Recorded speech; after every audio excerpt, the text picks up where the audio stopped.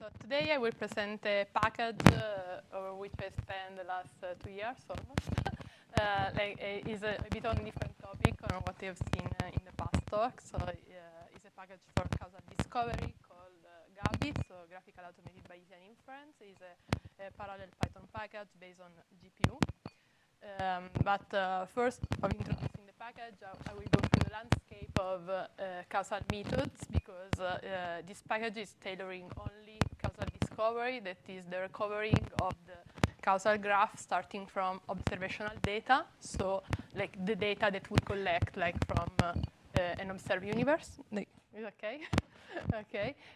So it is the little island in the bottom that you will see is a small portion of the world of causal methods, but we are interested in this particular little island because it's difficult to perform intervention-based causal discovery in astrophysics, since astrophysics is an observational science and we cannot do laboratory tests like in medicine. In the latest 35 years, we have seen a lot of advances in the field, from the first Perez paper in 1987 on causal reasoning. And I would say that in the latest 3 years, we have seen a lot of advances in libraries. Like now, libraries speed up their computation, but we were still missing small pieces that was like a library for causal discovery on nonlinear causal models. So most of the libraries that we have at the moment available for open science of causal discovery are tailored for linear Gaussian models. These models are not like the main object of study of astrophysics, because so I was saying these libraries was a missing piece because it tailors nonlinear causal models where we assume that we don't have Gaussian priors for the variables and we have nonlinear causal relation between the variables that we want to reconstruct. But here I describe in graphical form what are the steps that we do with the causal discovery algorithm. So we have our dataset of input features, and we want to reconstruct the causal Bayesian networks that have two components: the graphical component that is a directed acyclic graph, and the joint probability distribution that is factorized in terms that depends only that gives the conditional probability of a given feature depending only on its parents. So the parents are the nodes or the feature from which the feature that we are interested in is caused. So here we see that the X1 feature, for example, is a parent of X2 feature and X4 feature. In causal structure learning algorithms, we identify 3 main classes of algorithms that are constraint-based, score-based, and hybrid algorithms. In particular, in this package, will be available only constraint-based algorithms because these are the type of algorithms that are more developed for nonlinear causal models. These algorithms are constraint-based in the sense that to prune the graph space, they use conditional independence tests, so that are also called constraint on the variable. I want to highlight that in 2017, there was a big revolution in the field of causal discovery because it appears the first core-based algorithm based on neural network. So the discrete optimization problem becomes a continuous optimization problem in the DAG search space. Every constraint-based algorithms should satisfy 3 general assumptions. The causal Markov assumption that allows for us to move from the graphical deseparation between 2 variables to the conditional independence between 2 variables given a third. The causal sufficiency assumption that say that we observe all the variables that are needed, that are the confounders of the variable that we want to reconstruct in the causal graph, and the causal faithfulness in the sense that we say that we can reconstruct the causal model with a directed acyclic graph. And these are all the algorithms that are available in the library. We see that we have 3 algorithms for the structure learning part. 2 algorithms are, one is the standard algorithm for linear Gaussian model that can be used also for nonlinear causal model if we use nonlinear conditional independence test, non-parametric kernel-based conditional independence test. The other, kernel PC, was an algorithm developed by Zhang et al. For the case of nonlinear additive noise model. And instead, fast causal inference is an algorithm that can be applied in the case where we have latent variables, so latent confounders. So if we don't, we cannot assume that we have causal sufficiency, we can use fast causal inference. And this is powerful algorithms in the case of astrophysics, because if we work with observation on data, we don't know that we are observing all the confounders. I want to highlight also that I almost made available all the non-parametric conditional independence tests in the literature. I made this choice because different tests are a better choice for different applications.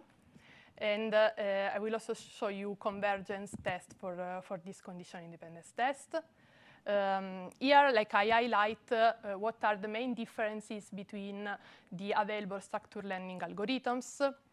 So kernel PC is tailoring, as I said before, nonlinear additive noise model. So we have nonlinear relationship between the variables and different priors from Gaussian for the noise, while PC stable is tailoring linear Gaussian model, so linear causal relationship and Gaussian noise data. And fast causal inference is tailoring both linear Gaussian model and nonlinear model with the presence of latent variables. This means that the class of graph that is reconstructed by the fast causal inference algorithms is different from the one reconstructed by kernel PC and PC stable, in the sense that the first 2 algorithms reconstruct a Markov equivalence class on the space of DAG, while the fast causal inference algorithms reconstruct a partial ancestral graph in which we can also have relations that we cannot constrain, because we say, in this case, we found a latent variable. So this is a new class of graph that has specific property. And this changed then the generalized phase, that is always the 3rd phase of these algorithms. The first application test that we did of this library was using the kernel PC algorithms to check what are the drivers of disk galaxy size evolution, applying the bootstrap version of the kernel PC algorithms on simulated data of disk-like galaxies extracted from the Santa Cruz TNG semi-analytical model. This was a work done in collaboration with Viviana Acquaviva and Eirini Mahler, and the past PhD student of Viviana, Festa Bucinca, and Roberto Trotta in CCA. Here I show the reconstructed average Bayesian network from the bootstrap version of the algorithms using 30 bootstrap and a subset sample size equal to 5,000. But there are too many variables, you cannot understand this. This maybe is easier to understand. So since we were interested in searching the drivers of this galaxy size, we reconstruct only the Markov blanket. So we select from the previous average Bayesian network only the parents and the children of the half mass radius.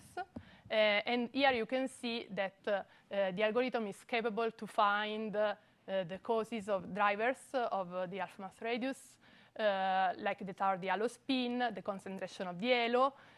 In this case, since we were not very strict in selecting pure disk galaxies, but we select disk-like galaxies because we fix a bulge to total mass ratio of 0.35.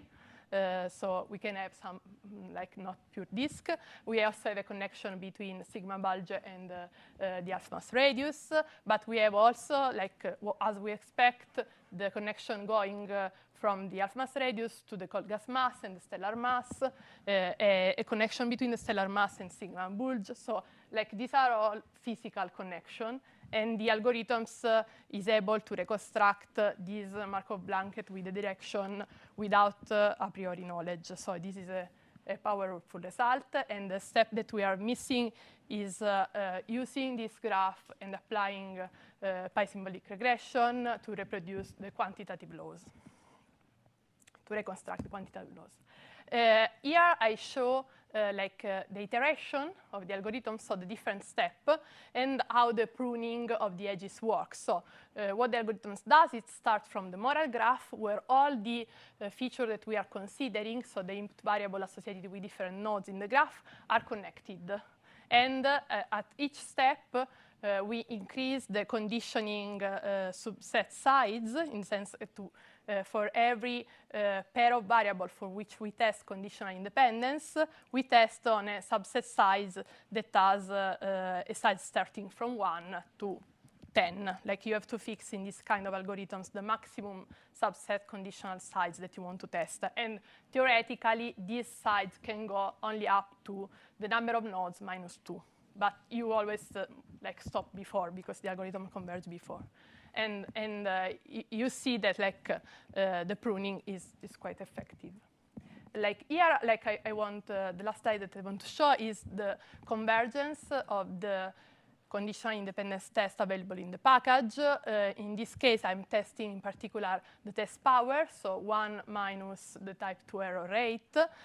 So I am testing conditional independence in a case where I expect that the two variables are not conditionally independent given the conditioning subset, the zeta variable, because I construct the two variables in this way. So I have an hidden confounder that is epsilon b.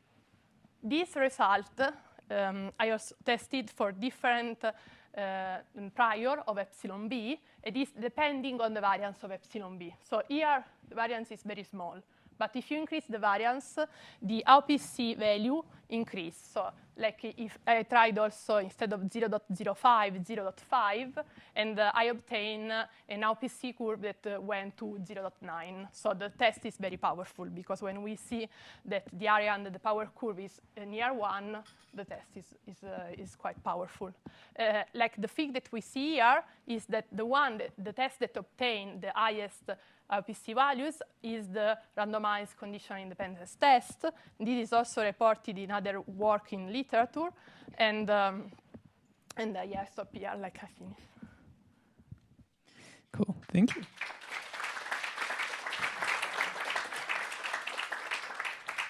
All right, I think we have time for just one question. Sandy? In the example study you gave, did you check for missing confounders? For confounders? Missing confounders. Yeah, we gave all the features that we have in the simulated catalogs. So but for example, like you didn't put in large scale environment, which isn't a feature that's given in the catalog, but it could be a confounder in the causal graph. I didn't highlight here that I eliminate the collinear feature, because this algorithm don't work if you have collinearity between features. So I started with all the features that I have in the simulation, and I pruned away like the pair, the collinear pair, leaving only one feature there. But I cannot apply like fast causal inference, but like I think that I will find the same graph. Cool. All right. Thank you. Let's thank Serafina again.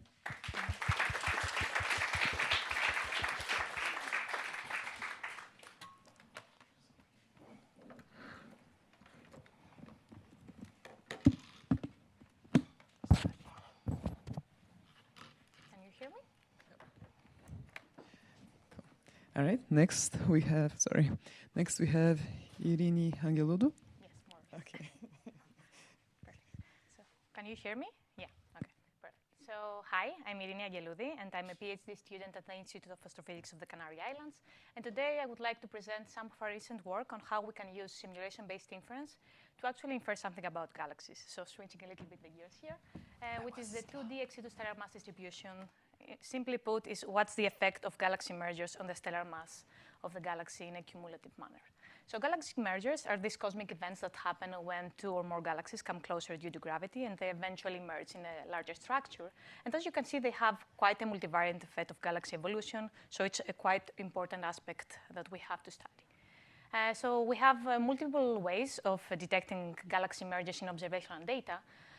But actually, I'm more interested in a more archaeological approach. So I don't want to just look at the sky and identify a merger event or as a merger event or not, but taking advantage of observational data that how a galaxy looks today, and from that, try to reconstruct some information about its merging history. So what kind of merger it has undergone, what was the effect that they had on its stellar mass, etc. So as you can imagine, this is kind of a more challenging archaeological approach, and this has only been done for very limited samples of galaxies. So for our own Milky Way, we have all this wealth of data. So more or less, we have an idea how the merger tree of Milky Way looks like, as you can see here on the left. But when you're going to do this for other kinds of galaxies, this is way more challenging, it's a more complicated problem, and it has only been done for very, very few samples. So if you wanted to do it in a statistical kind of sample, then you have to rely on simulation-based inference. So simulation-based inference in this approach is super useful because we have in our hands cosmological simulations where this kind of information is actually available. So you can actually go back in time and track the whole merging history of a galaxy and actually distinguish its stellar particle as either if it was created in situ in the galaxy or ex situ, which are all stellar particles that have been accreted through merger events. So our kind of archaeological approach is trying to see if we can use observable features of galaxies, which would be, in our case, IFU data, like hyperspectral cubes, products that we can get from this kind of data. And then just using this kind of observables, if we can infer something about the merging history of the galaxy, which would be the ex situ stellar mass fraction of the galaxy, which is just what fraction of its stellar mass is originating from mergers. So to do this kind of approach, because our final goal is to apply this to real data, we have to make sure that we are very systematic all across the way. So we heard a little bit about today and yesterday about modeling specification. This was also a big issue in this kind of problem that we want to solve. So we wanted to make sure that our machine learning model was actually calibrated across at least two cosmological simulations, and we wanted to find features that we could reproduce the ground truth without independently of the underlying subgrid physics. So we did this with Illustris TNG and Eagle cosmological simulations, and we actually managed to identify these kind of features. So then we had to move on to the mock space, because we wanted to make sure that when you forward model your simulations so that they match the space of the survey that you want to apply this. In our case, that would be the manga survey. Even with the added observational features, your model is still able to infer quite accurately, which we managed to do, so that was nice to see. And then with this kind of model, we were actually able to go and apply this to our manga galaxies and get some view of some unobservable properties that we didn't have access to before. So this is how we managed to get some ex situ fractions for 10,000 galaxies in the manga survey, and we managed to get some very interesting constraints on the in situ versus ex situ stellar mass for this very statistically significant sample. If you're more interested, you can check the paper. But today I would like to talk a little bit more about how we can move forward from that. So right now, so far I have just showed how can you just predict a simple global ex situ stellar mass fraction for the whole galaxy. But it would be very interesting to see if we can actually resolve it also in a 2D spatially resolved kind of way. So each pixel would be, again, which fraction of the stellar mass is originating from mergers. So to do that, we decided to try diffusion models. This is kind of the state of the art now in generative modeling, so we thought, let's give it a try.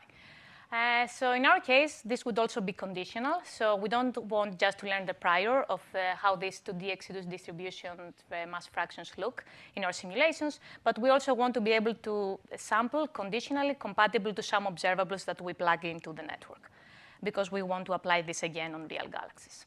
So I'm just going to show you some results. These are very preliminary on how this works when you train a diffusion model on mock data that have been forward modeled from the TNG50 for cosmological simulation.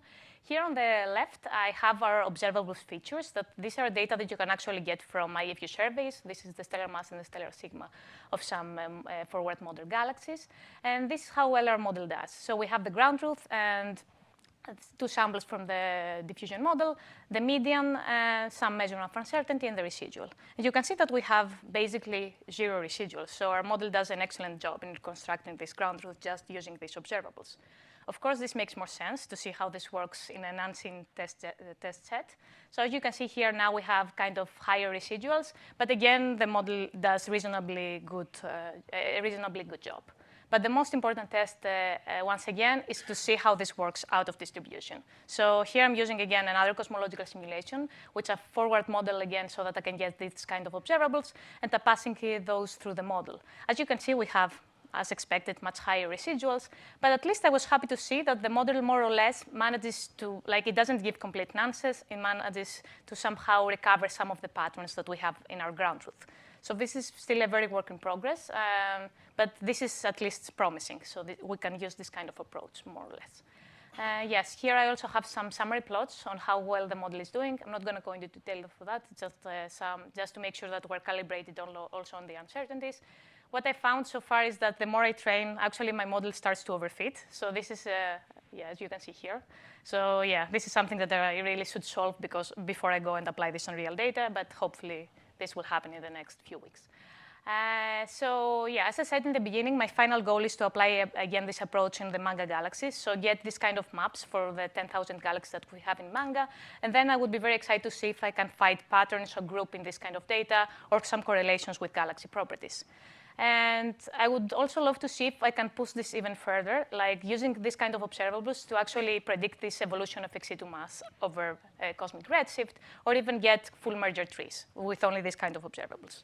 But of course, to even start talking about projects like that, we have to, so far what I've showed is only calibrated in 2 cosmological simulations. Of course, down the road, you want to make sure that you calibrate this across a framework like CAMELS. But then, in my case, I have this big mocking bottleneck, as we were discussing also yesterday. So yeah, I hope that more down this week, I would listen more about some ways of how you can accelerate this forward modeling. Because for me, it would be super nice to have this wealth of mock data coming from different simulations, where I can actually marginalize my generative models and then go apply them not only in manga data that I have done so far, but also different kind of IFU data, like the upcoming James Webb, and get like some new novel view on the galaxy merger trees from this kind of surveys. So yeah, I think I'm almost on time. So yeah, I will leave you with my conclusions. Thank you.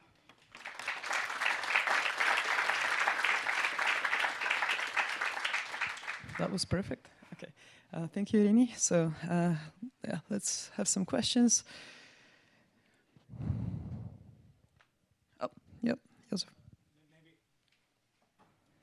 For a nice talk, maybe I missed it, but are you also able to track down somehow the time evolution of the time evolution? So far, no. I'm just trying to predict this kind of this kind of information, which is like in its spaxel, what fraction of the stellar mass is originating from mergers. What I want to do right now is also somehow input in that, like the model to predict also the accretion time. So more or less when the merger happened. But I have to make sure that this works first on this more simple case and then integrate that as well. But yeah, I'm planning to do that. Thank you. You are mainly working on the dynamical information. Have you think about taking into the spectral information instead? The spectral? Yes, the spectral, when you do the spectral, you will know that when the star is forming, right? Mm-hmm. And that will give you some information that whether there is from a different group or something, right? We haven't considered that yet, yeah, but maybe that would be very useful. Yeah, maybe we can talk a little bit more about this later. Good. Thank you. Yeah. Cool. Yeah, Daniel? Very interesting. So just wondering if after you have derived then the ex situ fractions for the manga sample, have you looked into like correlations with other galaxy properties and any comments about? Yeah.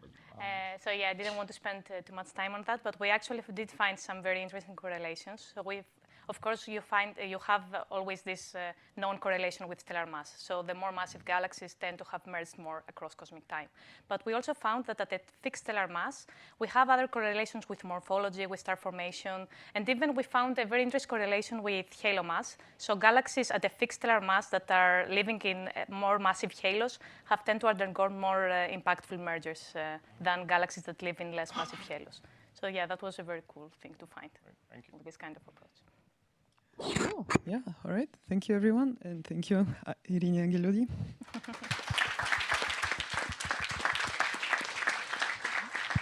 And next we have Lucia Perez. Is this working? Great. All right. Bring the stick over. Okay, hi folks. My name is Lucia. I am a postdoc up on the 6th floor. And I'm really excited to give you some updates on the photometric expansion that we've been working super hard on for CAMELS SAM. So one thing I want to emphasize and kind of recontextualize is the challenge of making enough simulations to do machine learning with galaxies, and also highlight the incredible work that a lot of people in this room have done. So obviously in the end of very realistic and very interesting with subgrid models, but also very computationally expensive. We have the CAMELS suites that, of course, we went with very small volumes and a few snapshots to save this and manage this. At the opposite end, there's a spectacular work that SimBig has done using the giant n-body-only simulations and halo occupation distributions that are empirical models of galaxy formation, one might say. And obviously the great work we're doing in learning the universe for CMAS. But CAMELS SAM was imagined as sort of an in-between to this and a real step towards the kind of future that Ben was talking about this morning, where we aim for more moderate volumes, moderate resolution, maybe moderate resolution, sophistication if you're being a little mean, but keeping that flexibility, the fastness of generating all of galaxy catalogs, and maintaining a connection to galaxy formation physics. So when you quite don't have enough volume, you can do CAMELS SAM. So CAMELS SAM is 1,000 and more n-body simulations that are 100 megaparsecs at a resolution that reaches about 10 to the 8.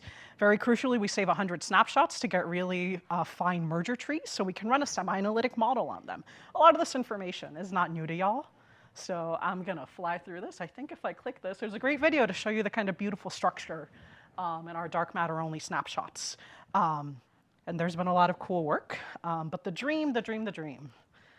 Actually, wait, let me talk about the SAM really quickly.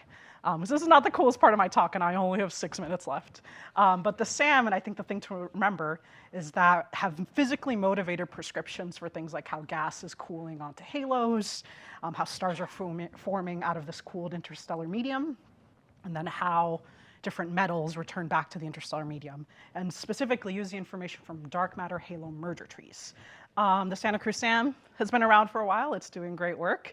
Of course, Viraj is going to put us all out of work with Sapphire. We're so excited. And the thing I want to go back to, and that was really a big passion of mine, is large-scale structure. So we heard a lot about how learning the universe, right, is trying to get to the point where we can do simulation-based inference off observed galaxy clustering with the compromise of using halo occupation distribution and marginalizing over astrophysics. But we know that the astrophysics of galaxies matters. So I'm going to give you a way that we are really working hard to make this happen. But first, I'm going to fly through this because it's boring and everyone has heard it before. But we've shown when we presented CAMELS SAM that we can do this with galaxy clustering. We constrain cosmology and astrophysics with nonlinear higher-order galaxy clustering. In particular, you can look at, for example, some galaxy clustering statistics, two-point correlation function, count in cells at about 25 megaparsecs, the void probability function. If you only vary cosmology and have one SAM model versus if you also let astrophysics vary. And the neural network can learn this. It can learn this very well to a few percent. It can also learn some of the astrophysical parameters, right, in an unidealized way. Here's the basic results of that 40-page paper that if you really want to go read it, go for it. But what's it going to take to actually do this in observed space? That's what LTU Connections has been about.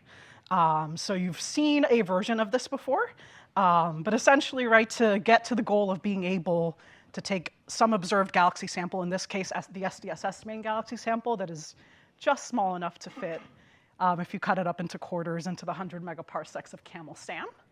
And you want to do the implicit likelihood inference, these are all the steps we need. Now, I need to emphasize, right, this amazing work that Matt showed us this morning from the light cone on already exists. His code is waiting for us. And all this other part over here, the initial conditions that go into a dark matter simulation that then have some galaxy formation model on top of, that exists in CAMELS for 25 megaparsecs. If you use halo occupation distribution, SimBig and CMAS already have it. But CAMELS-SAM does this with the semi-analytic model. And the one thing that we've been working super hard on is that middle box. And in the words of the Disney princess that spent 90% of her movie as a frog, we're almost there. So let me tell you about how this process has been going, right? So the Santa Cruz SAM makes galaxies. We have 100 snapshots because the finer your resolution, the better your physics can be. We save the full star formation histories. Now, as Gregoire and others will tell you, star formation histories are thorny, prickly, tricky little objects that have a lot of physics inside of them. Every simulation saves them differently. And the problem is, we have 1,000 simulations at least we want to have, each with 100 snapshots. So this gets intractable to store very quickly. So we have done so much work across the whole Learning the Universe team to be really efficient with this. Something I don't have time to advertise that is really great is the work that Kartik Iyer and Austin Gabriel Pillai have been doing to develop the dense basis method of compressing the star formation histories, where essentially they use the amount of mass formed by a certain time. So you can essentially summarize a whole star formation history in like 11 numbers, but that compression takes time. And for now, we realize we can just be like super efficient and only save the snapshots that we need for this analysis and like normalize a bunch of numbers and it's working. So once you have your star formation history, you can feed it to a model that applies a stellar population synthesis model. In our case, we're using Synthesizer that you will hear about tomorrow in a wonderfully long talk. And then that gives you photometry, and then you can create mock observations. And we're really close to this. Like, I've been hacking with Chitska for a while. And I also want to emphasize that I really want you to listen and like have the biggest dreams when you're listening to Chris and Chitska talk. So Chris is going to tell us about the incredible inference that has been possible with Synthesizer using CAMELS. And I want you to imagine when you hear his talk, what we're going to be capable of once we have 100 megaparsecs of galaxies and the flexibility of running a semi-analytic model at the drop of a hat. When you listen to Chitska, assuming I can get her some plots in an hour, to see the vision of not only having to marginalize over astrophysics, but being able to actually incorporate it, learn it, and add dust to it. I know dust is kind of a scary thing that messes everything up, but this is a path to really understanding it and opening up a whole new world. And in particular, I'm going to close with this sort of vision that I see for the kind of inference and learning the universe that CAMELS-SAM can enable. In particular, this galaxy formation model, like I mentioned, Sapphire, is going to put us all out of work in the best way. It's a fully differentiable model that Lucas mentioned that runs in JAX, that runs super fast, differentiable, incredible.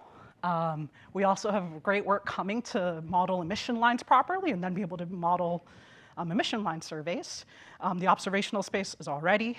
And in particular, I'm really excited for some work I'm going to do with Richard and Shai in the coming year to see how we can rescale our CAMELS-SAM merger trees and Halo catalogs to expand our cosmological reach. Thank you all so much, and ask me questions.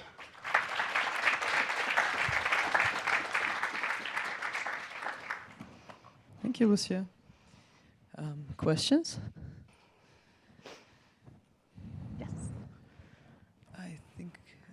So I'm going to put my grumpy cosmologist hat on. I love it. And are you concerned about the fact that when you have like a full SBI pipeline like this, your model misspecification problem hinges on like the weakest chain of your full forward model?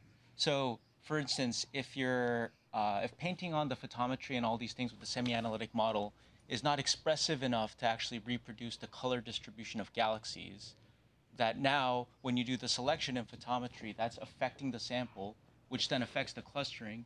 Now you simultaneously have like cosmology being biased, galaxy physics parameters being biased. Is this something you're concerned about, or you think the semi-analytic model is flexible enough that it should be okay? Ooh. We've talked about it a little bit. Excellent question. We should talk about it more. I think Chris will give us more of an insight tomorrow with his talk. I think the one thing that I will point out is like, I think the big step that I've been pondering is that, right, the SAM makes weird star formation histories. When you mess with the parameters and the cosmology, it changes that, but that all goes through the pipeline that Chris will show is very robust. So I think I don't know enough about that to speak to it, but I think, yeah, we should talk about it more. Cool. Any other questions? Oh, yeah. Going off of that, what do you think is the weakest link so far? Like in the pipeline, like which are you most pessimistic about? I mean, we have no emission lines, and that really worries me. I think that is going to be kind of biasing it, but that's going to be a long one.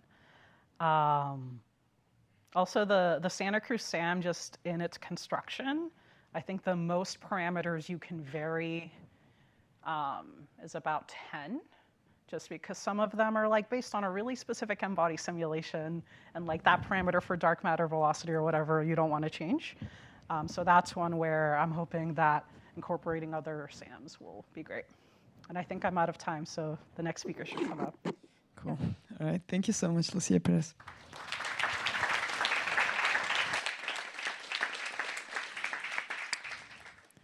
Okay. Next, we have Alice Matthews. Take it away. Hello, is this working? Can everyone hear me at the back? Okay, so hi everyone. My name's Alice Matthews. I'm working on my PhD at UCL. And Lucia, I'll definitely have to speak to you later because what you were talking about is really relevant to what I'm doing as well. So I'm working on bridging observations and simulations, looking at UV luminosity functions of star-forming galaxies at redshift 0.5 using CAMELS and Synthesizer, which Chris will be talking about tomorrow, using the Learning the Universe implicit likelihood inference framework to do inference on these cosmological parameters. So I'll just go through a brief plan of what I'm going to talk to you about. So my first project in my PhD was actually looking at observations, proper images from the sky. I know people like to say observables in simulations, but I'm using galaxy imaging to get a luminosity function. And then I'm going to be talking to you guys about the simulation side of things and how I've been using CAMELS and Synthesizer to generate synthetic photometry to calculate the UV luminosity function and color distributions, and how we use Synthesizer to do this, and then the inference to constrain these parameters and get posterior estimations for them, and my plans to combine the two. But just briefly for a bit of context, so luminosity functions look a little bit like this if you're not familiar. They have a characteristic faint end slope, which is shaped by feedback mechanisms, which sort of limits the growth of galaxies, and the bright end slope, which is dominated by larger mass galaxies, and they are sort of influenced by AGN. So just briefly about my first project. So I've been using XMM optical monitor and Swift UVOT data, and I built two separate pipelines to get these very dirty raw images into nice clean images that we can do science with. Because they have very similar pass bands and instrumentation, it was actually possible to combine these two images with some photometry and image corrections. And once I did this, I'm currently in the process of finalizing my result to get a UV luminosity function. So onto the CAMELS and Synthesizer part of my talk. So this next project that I'm working on is actually inspired by a talk that Chris is giving tomorrow on forward modeling photometry using Synthesizer. And he focused on the 6-parameter set, and with this extension we're hoping to look at the Sobel sequence, which contains an additional 22 astrophysical and cosmological parameters. So I'll just go briefly through some of the results I've got from the 6-parameter set, and then how we extend this into the larger parameter space. And this is just a little overview of the process that we do, very similar to what Lucia was talking about. And if you guys are interested in Chris's paper, it's just the QR code there.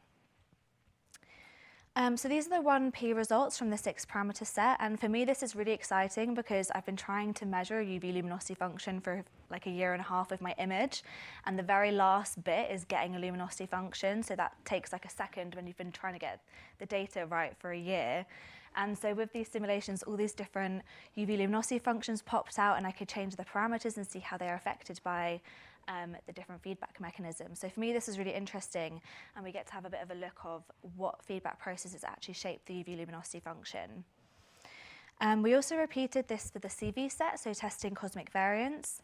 And this is where I also did the color distribution, and it gives a nice example of how galaxies are really blue at high redshift, and they tend to become more red at lower redshift.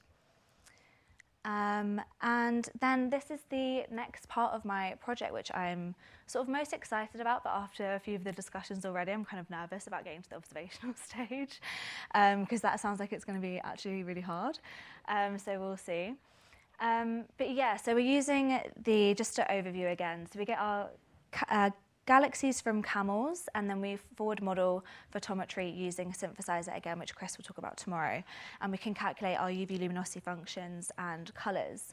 And then what we basically do is from these UV luminosity function, which is our simulated data, we feed this with our priors into the neural network, and we can train the neural network to infer information about the parameters given the UV luminosity functions and try and understand the relationship between the two. And my goal is, once I have this really beautiful model that knows the relationship between the UV luminosity function and the astrophysical parameters, I can then give this model my measured UV luminosity function from the XMEM and SWIFT telescope and get some predictions for the parameters that explain the shape of the UV luminosity function. I think that's everything on that slide. So just to go through some of the cherry-picked 1P set from the 28 Sobel sequence set, just to give you guys an idea of how I approach this problem, because 28 parameters is a lot and we're not sure which ones are actually going to affect the shape of the UV luminosity function. So by looking at each of the parameter variations from the 1P set, we just get a bit more of an idea of what parameters might be better constrained in the model. So for example, omega 0 is really great. Sigma 8 does vary quite a lot as well, but obviously as we go through some of the different parameters, we don't get as much variation, especially with AGN feedback mechanisms. So this gives us an idea of what might be more interesting to look at with our model. So this is some results from a hyperparameter search I did quite recently. As you can see, some of the parameters are quite well varied. I'm going to again cherry pick because they're really small and you can't really see. And these are some of the ones from the 1P set I showed you before, and you can see that they're doing quite well compared to the true value and the predicted value. This is currently with redshift 0 and, redshift 2. So I'll be having an additional training set from redshift 0.1, 1.5, and I can't remember what the other one was. I think there's 2 more. So that will increase the number of data that I can train over, so hopefully this will just improve things. And the training curve is still going up, so it gives me an idea that maybe the neural network could still learn more, but we don't want to overfit too much. But the expected coverage is looking quite good. We just want to limit the uncertainties here. So this is just a preliminary result for now. So what to do next? I want to refine the model further. I want to add colours. Chris will talk about this again tomorrow, but he used colours in his analysis, and it does seem to constrain the parameters quite well, as well as adding luminosity functions, so I could train on both or separate. And then add more redshift data, which will give the neural network more information to train on. And then eventually the goal would be to retrain this network on the observed frame. There's a few things that me and Chris have been discussing and how about to do this to best simulate real measurements, because the redshifts I'm looking at are actually between 0.4 and 6. So that'll be interesting to try and emulate that in a CAMELS simulation box. And then just try and get predictions for these 28 parameters given our data. And then we might also repeat this for the Astrid Sobel sequence set and compare the models. So thank you so much. This is my conclusion. So many luminosity functions. Special thanks to Chris Lovell and Rachel Somerville in the CAMELS Learning the Universe collaborators, CCA and G Research. Thank you very much.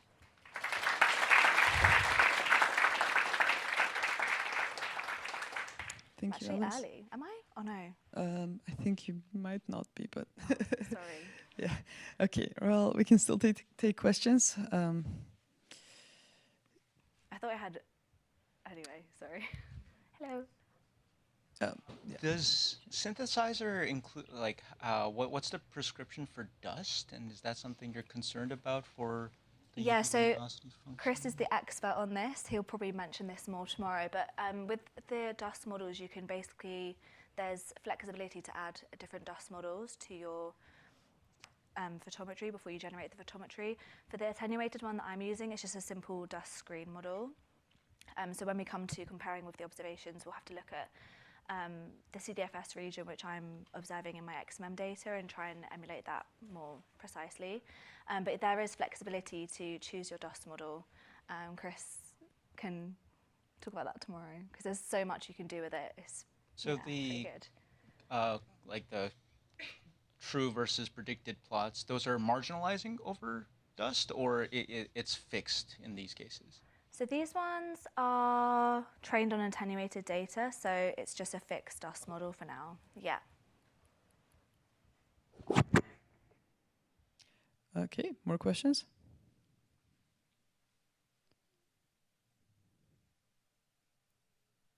Joseph? Are there, is this project specific for XMM, or maybe once Eurozeta data are public, one could also try the same with Eurozeta data? Yeah, I was thinking about this. So I think you can compare the model to any data, but specifically for my thesis, it would be for XMM and Swift. But yeah, like we've had many examples today, people using different data sets. And I think this, for me, is exciting small example of what we could do in the future with more observational data and products coming out. So yeah, there'll be a lot to think about, I think, but for this one, it seems like a good example to start with, because with Synthesizer as well, they have filter functions and things like that, so you can kind of simulate the filter that you're using, so we can hopefully do that. We're using the filters that I've used, so that's quite handy in that sense. Cool, thanks. Anybody else? Okay, actually, I think you did have time left over, which is great. So. Oh, okay. Yeah. Yay! Thank you, everyone. Okay. Yeah, thank you. Okay, thanks, Alice. So now we have the discussion. No break, right? No break. Okay, no break. But, okay. All right, so we're gonna have a discussion by Carol and Matthew and Matt. And do you need help with anything?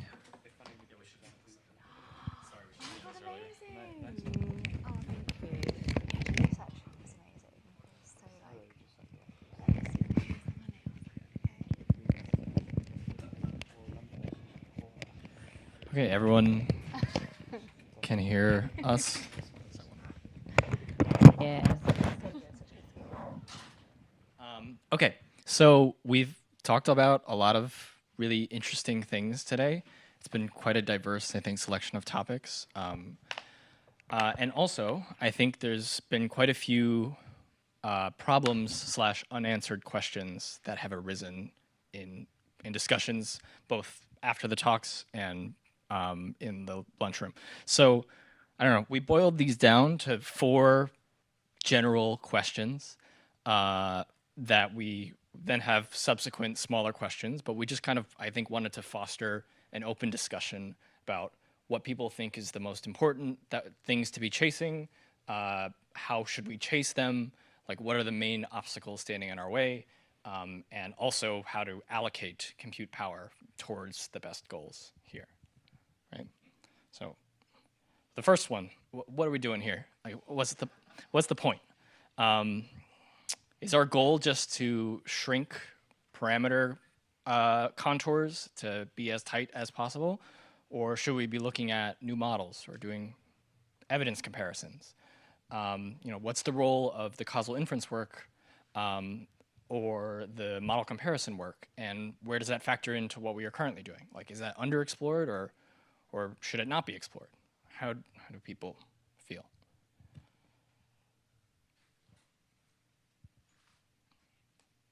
No one wants to answer. What's the point? We're all scared.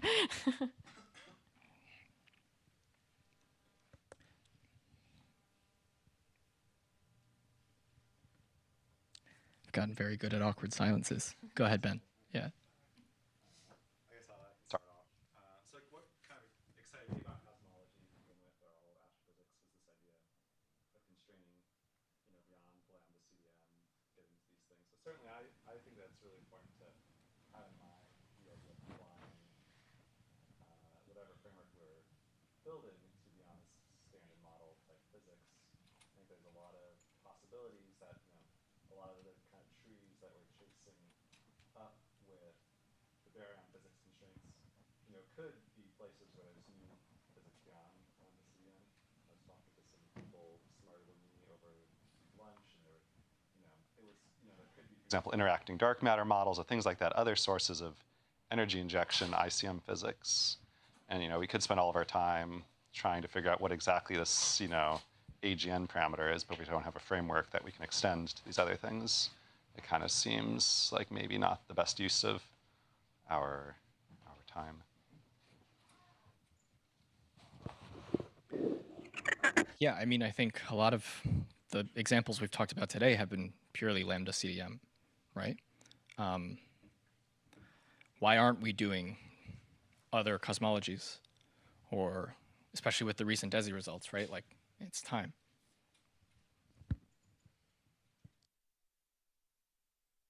Meanwhile, here, I will argue that the first step is to find that the model breaks, right? So I guess that's the approach most people are taking of let's stress test lambda CDM and find a clear observable that we're 100% sure we can't fit this, right?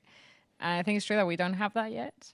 DESI might in the next few years, but we're not quite there yet, right?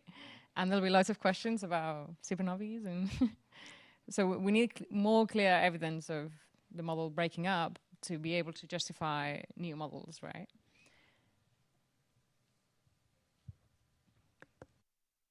Sorry, I'm the only non-cosmologist nor astrophysicist in the room, so that's going to be embarrassing. But so when you say that, right now is this whole simulation process, it's not really looking for things that are going to break lambda CDM in the data, right? We're going to try to make the simulation more and more like the data, and hopefully we can. But what if we can, but it's not the right model because we're just like trying to fit with the shoe, like CF, the extreme feedback issue that was presented yesterday. Like, you know what I mean? Like, right, exactly. That's the ideal case is where we do our best and we still can't fit the data, right? There's some clear signatures that is like, there's no way we can make our elephant move that way, right? But the problem is that now we have the usual suspects first, right? And that's feedback. We don't know if it can actually be that big. Maybe that's the problem, that we have that huge range and we can't tell.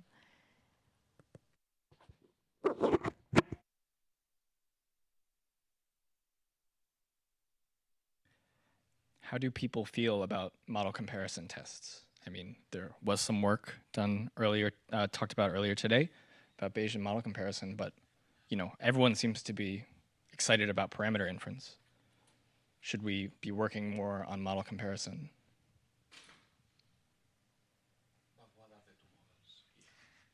Yeah.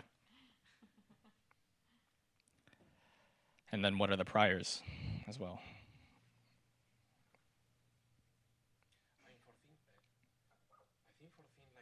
Right, where you have like word dark matter or fuzzy dark matter. I think in that case, but in cosmology, I'm not sure, right? Because I modify gravity, for instance, right? It will go to lambda cold dark matter in some regime. So I have the feeling that all these models really always have a common point, that is lambda cold dark matter. Mm-hmm. So.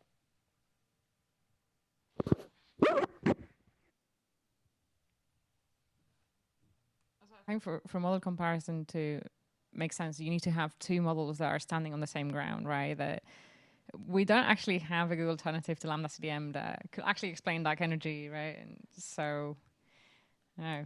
So we don't have clear evidence of Lambda CDM breaking, and we don't have a clear competitor to Lambda CDM, right? So I think model comparison is limited in that way. Chang, did you have something?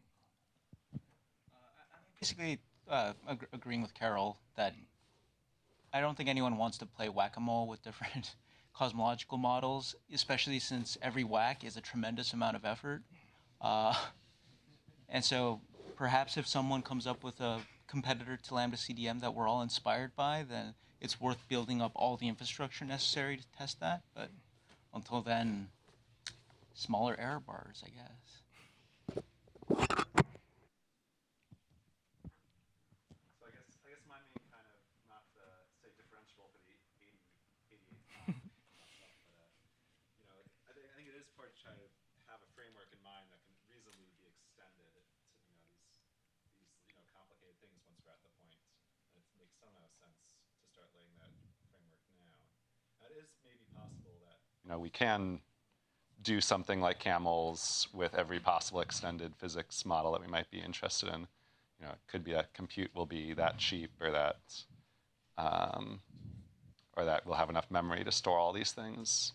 But I think it's worth trying to explore some other approaches that are still in the simulation-based inference framework, but aren't just about kind of training things on specific simulation runs and relying on those for everything.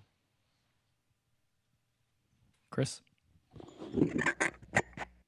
Yeah, just briefly on that, I'm quite excited by some new work I think that's going on with Swift, where we're looking at sort of swapping in and out subgrid models. So rather than looking at a completely new simulation with everything different from from the numerical level upwards, actually asking the question of which subgrid models are important for certain observables, and you can extrapolate that up the whole way through your forward model. For a lot of the things we've heard today about going to observations, there's an awful lot of assumptions and choices that go into this, and I think that's where model comparison can be really powerful, to really dig into which choices matter, and which ones are robust. So maybe not model comparison in the cosmology sense, but in the astrophysics sense. Yeah. Shai. If you have several parts of the pipeline that aren't correct in terms of the modeling, what is it really going to tell you if you test one block of the pipeline and you have some you prefer one model over the other? If everything else is incorrect, are you going to get the right answer? I guess the practicalities of it are, need to look into it, but you can imagine doing this in a sort of hierarchical way, right? So you're not just, obviously model comparison is model A against model B, but if you're able to do that in a sort of hierarchical distributed way, then you can start to figure out which combinations of parameters are actually closer to your data, and it's in a almost parameter inference kind of way, but in using model comparison. I still need to think more about what this actually means, but I think that's one aspect where model comparison would be powerful.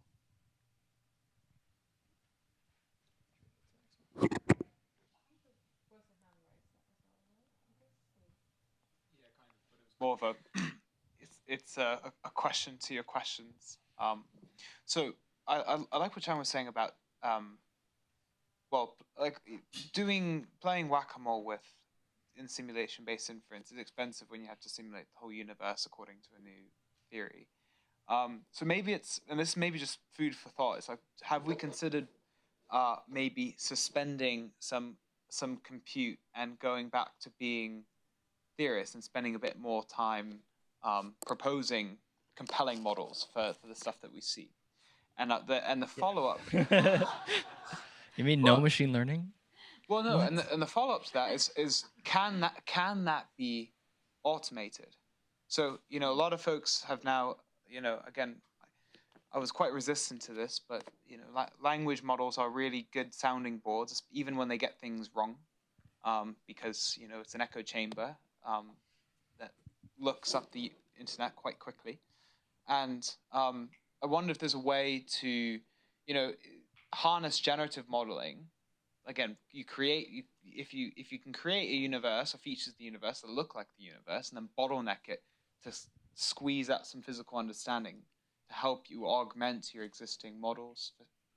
It's just hard to say what is compelling. What's compelling about lambda CDM, right? It works, kind of. Yeah. I don't know. This is just questions I've had in my back of my mind. Yeah, I mean, I think there's room for that. Maybe not in cosmology, but in astrophysics as well.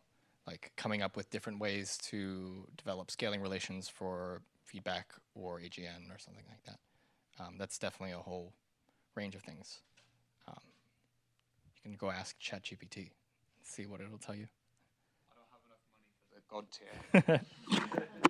Okay, maybe we should go to the next question. Do you want to talk about this one? Yeah, there's been a lot of talk about summaries today, but to define a summary, you need to define what is it going to be used for, right? So I guess one of the questions is, first of all, can we get all the way with summary statistics? Like, do we actually need field level inference? Meaning, do we need to reconstruct the initial conditions? Or should we just think in summary space?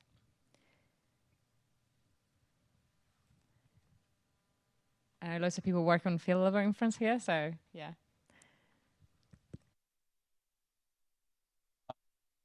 Better summary statistics or whatever, better observables or more constraining, it's both like a blessing and a curse, right? Because sure, in principle, the error bars are smaller, but now you're way more sensitive to any model with specification. So I was actually really encouraged that there's a lot of talks about like robust summary statistics rather than just like the ones with the smallest error bars. And I think, you know, we should think about where is the perfect balance of like robust model with specification, but gets as much as we can.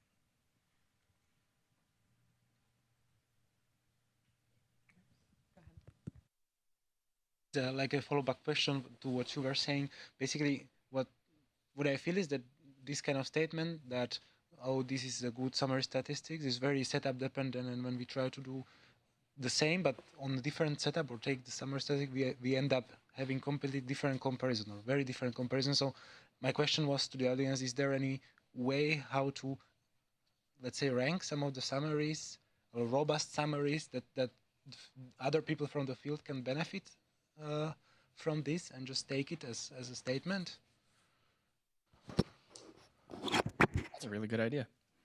I mean, like basically what you would do, I think, in that context is like just generate all these summaries for a bunch of different conditions, maybe using all the CAMELS multi-field data set or something, and rank them for a given scale cut, which one is better, right? Or which one is more sensitive to the differences between different simulation codes or something like that. That's a good project. Yeah, but the point that I wanted to say is that then when I have a slightly different setup, then the ranking ends up might be completely different. Mm-hmm. So if there is any idea on how to tackle that, I'm not sure.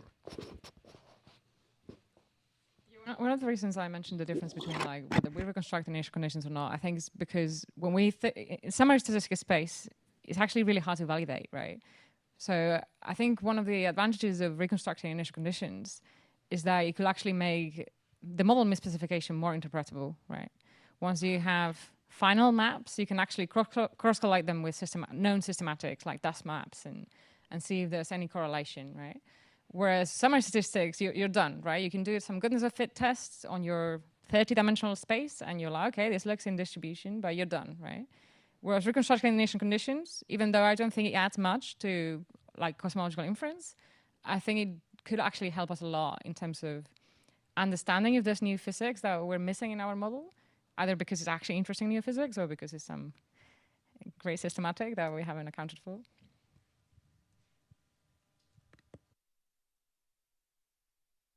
Are there other thoughts? Adrian? Really what we want to do is do all of them, and perhaps, I mean, if someone did a measurement with field level inference and said, look, I've found that W is -2, no one would probably believe them. But then if we had all these different methods, all these different statistics which measure the same thing and have kind of their individual pros and cons, then we'd kind of trust things more. So I think really we should pursue all of these things. There's no one better than the other.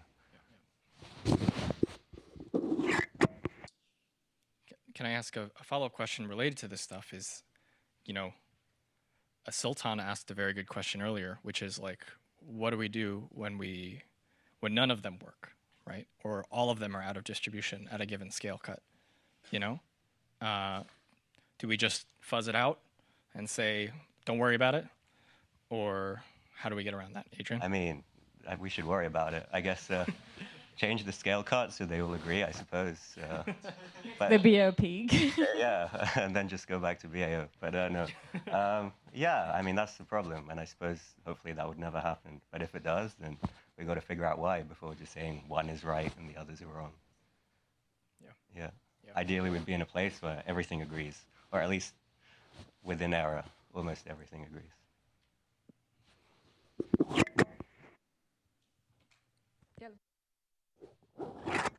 There's also something to be mentioned for our colleagues who work on like individual galaxies and like their satellites and dwarf galaxies, since those are meant to be much better constraints of like weird dark matter.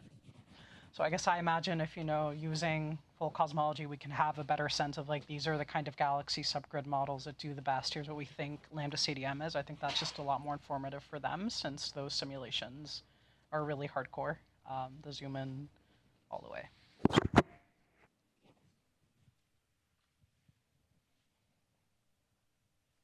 Any other thoughts? Next question. I would say maybe on the question about when they're all out of distribution. Well, that's what we want to find, right? According to the first question. So we want to break lambda CDM. We want to find those observations that are always out of distribution, right? The problem is how to convince ourselves that we're modeling baryons correctly, right? And I think for that we need more predictive hydrosims, right? So we need higher res full physics simulations, which are impossible, but can machine learning help with that? And I think it was Ben this morning that was talking about the hierarchy of scales. So having models that are trained on a small volume, extremely high resolution simulations and act as the subgrid model for the next. Because if we don't have predictive subgrid physics, it will always be the question, right? Is our subgrid model correct? So at least we need to do more checks on higher res isolated object simulations so that our subgrid physics are not that wrong. And yeah, more predictive models. That also assumes that your subgrid physics are well calibrated, which I think segues well into the next question. Oh, do you have another thing? Yeah, go ahead. I just wanted to comment that I think for the last question of out of distribution, this is not that different than just how cosmology or large-scale structure has developed, right? Like initially all the analyses were done with like linear bias, like one parameter. And then as the surveys got better, people realized probably shouldn't do that, added some more stuff, and then kept pushing. I think the only difference is that like now we're trying to make, I think I would argue like bigger leaps in scales because we have access to ML and SIMS and we think we can really push the limit. But I don't think the mode of incrementally improving things until we hit the limit of out of distribution and then we keep pushing. Lucas, and then maybe we go to the next one. Yeah, I would also add that. So there are a couple like toggles that you've got, right? You can blur out small scales, right, and see to which point your field level statistics agree, right, where your models have become less misspecified. But the other thing I think that people should do more of is kind of is a lot like what Carol touched on, is when you're most of these field level approaches, these higher order statistic approaches, rely on an interface between data and the mouth of some neural network, whether that be an embedding network, whether that be it could be GNN, it could be whatever flavor you like, but truncating that connection with respect to symmetries, right? Whereas a GNN, you can make it equivariant. If it's convolutional, you can look at weird. You can do whatever you like. In the neural network, you can make it, you can force it to a shape. So you can play with the kernels, you can truncate up to symmetries that resonate with physicists for a reason, because they simplify problems. And you could also take a look at, you know, what symmetries of convolutional kernels give me more robust constraints, for example. And I don't think people do that enough, because neural networks work out the box. So why would you worry about that? But it's still, you know, still a deterministic transformation. You can mess with that. Yeah, that's right. There's been a lot of hype in the field about symmetry preserving neural networks and equivariant neural networks, but why don't we just use symmetry summaries, which are equivariant or symmetry preserving? Okay, so that was a lot of inference talk. Let's fold back in the simulators. This is another question that came up today, which is how do we draw new simulations? We keep adding all these different knobs and tuning parameters and stuff to the subgrid physics models. Very quickly, we will have a parameter space which is huge, right? And you know, I'm sure some of the CAMELS people can speak to trying to sample 28 dimensions efficiently in ways that the model can use. So, you know, how can we efficiently sample all these parameters? Like, what's the best techniques? Or even should we? Should we be sampling them uniformly? Or should we use active learning? You know, what do people think?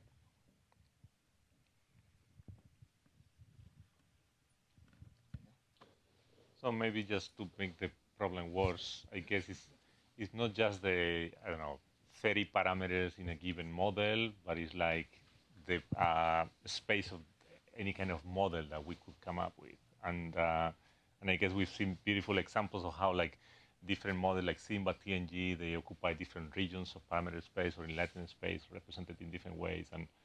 And so, yeah, I guess, yeah, I see an even bigger problem, right? The not just the parameters of a model that some group have come up with, but then any kind of like models that could be a reasonable description of the real universe.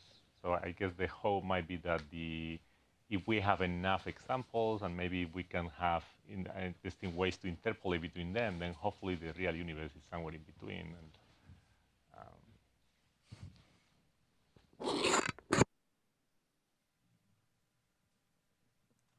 Maybe in that, I'm going to repeat myself, but I think more predictive hydrosims, right, where you have some closure to your subgrid physics that you can also infer those parameters from smaller simulations, high resolution, different physics, right?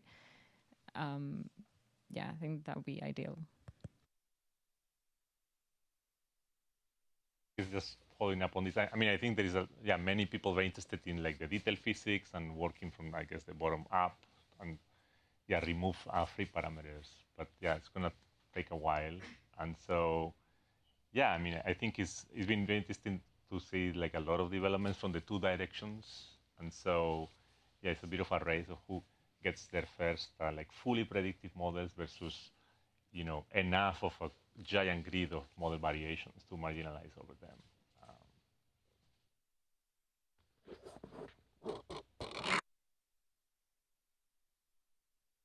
Other thoughts?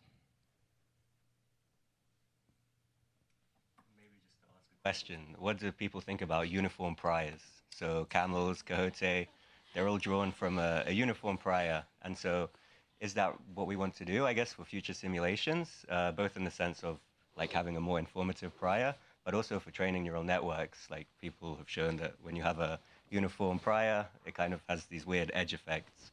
So what do people think the best priors to use are? So Matt had this as a question, and I thought this is too technical for this audience. Oh, man.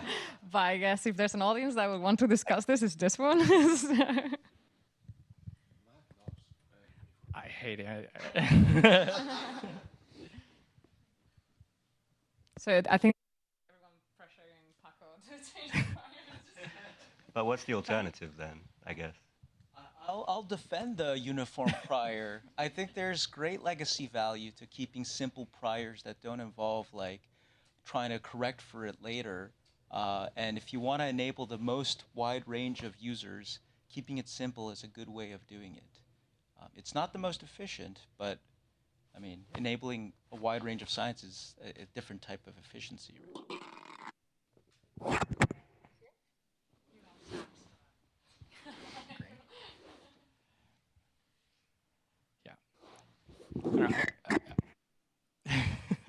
I have strong opinions about uniform priors, but it's for the reasons that Adrian presented, which is that, you know, you can't reweight priors. Like, it's difficult to reweight priors when they're uniform and things. So maybe not a Gaussian prior, but a continuous prior, which is to some extent top-hatted or something, flat on a given region. But yeah.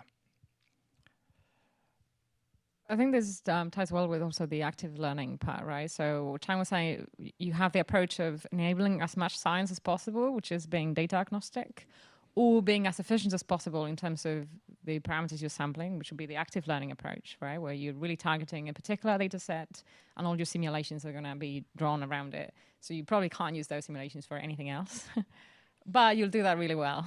So I think in cosmology, there is a case for this, perhaps. But what do people think?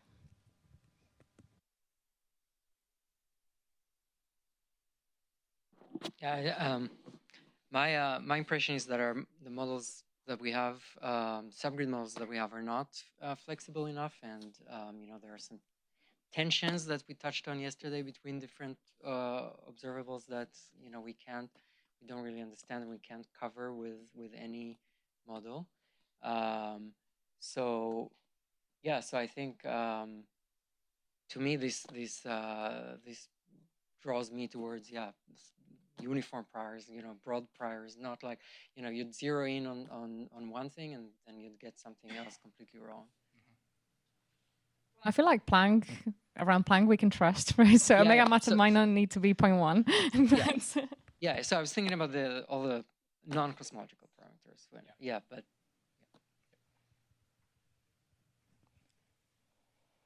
okay, last.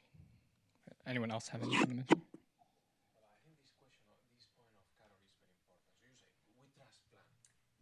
Well, within 10 sigma, yeah. 10 sigma.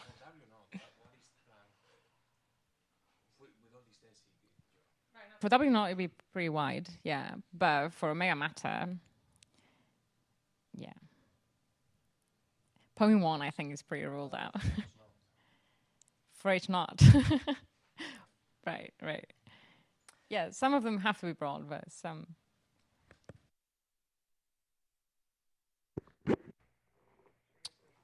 Yep, one more, Lucia, and then maybe we go. Yeah. I think we're turning to the priors for a second, because this has been like haunting me, but I guess my question for the people who are better at statistics is like, is there a possibility of making it easier to rewrite priors in the future as more cosmological problems face us? Because even if we accelerate things, I still think there are going to be problems where you're just going to have to run simulations that are too slow, or the problem itself is complex enough that it doesn't make sense to redo it from the beginning. Yeah. So I guess that's my sort of testing the temperature of the room. Like, is there, in the same way that we had this incredible breakthrough with ILI, is there something on the horizon maybe to not have us all cursing uniform priors?